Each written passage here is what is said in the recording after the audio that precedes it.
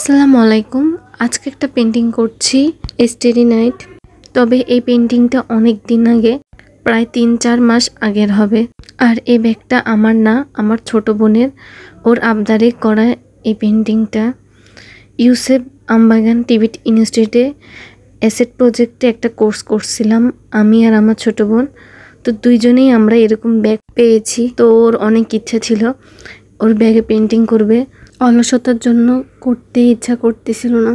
তো আমার কাছে অর্ডার করলো যে না, করে দিতেই হবে। এইবার এই পেন্টিংটার ইতিহাস সম্পর্কে একটু বলি।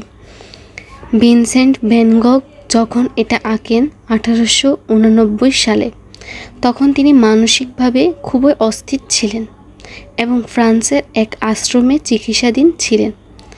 এক রাতে জানালা দিয়ে আকাশের দিকে তাকিয়ে তিনি দেখেছিলেন চাঁদ, তারা আর ঘূর্ণায়মান বাতাস।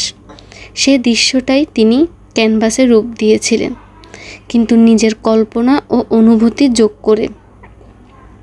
তাই এই ছবিটা বাস্তবের কপি নয়, এটা মন আর আত্মার প্রতিফলন। তারাগুলোর ঘূর্ণন মানে জীবন ও অনুভূতির প্রবাহ, গাছের নিস্তব্ধতা মানে শান্তি, আর উজ্জ্বল আকাশ মানে আশার আলো। এবার এই পেন্টিংটার আকার সম্পর্কে একটু বলি। এই ছবিটায় আমি রাতের আকাশের সৌন্দর্য ফুটিয়ে তুলেছি। পুরো ক্যানভাস জুড়ে গাঢ় নীল রং ব্যবহার করেছি, যাতে রাতের গভীরতা বোঝানো যায়। আকাশে ঘূর্ণায়মান তারাগুলোর জন্য আমি হলুদ, কমলা, সাদা আর হালকা নীলের মিশ্রণ দিয়েছি, যেন আলোটা জীবন্ত মনে হয়। নিচে একটি ছোট গাছ এঁকেছি, শান্ত, নিস্তব্ধ, কিন্তু আকাশের আলোয় আলোকিত। এই পেন্টিংটা আমি করেছি প্রকৃতি আর অনুভূতির মিলন দেখানোর জন্য, যেখানে আকাশের অস্থিরতা আর মাটির নীরবতা একসঙ্গে কথা বলে। এখানে আমি ব্যাগের নামটা ঢাকার জন্য প্রথমে হোয়াইট আর পিঙ্ক অ্যাড করেছি।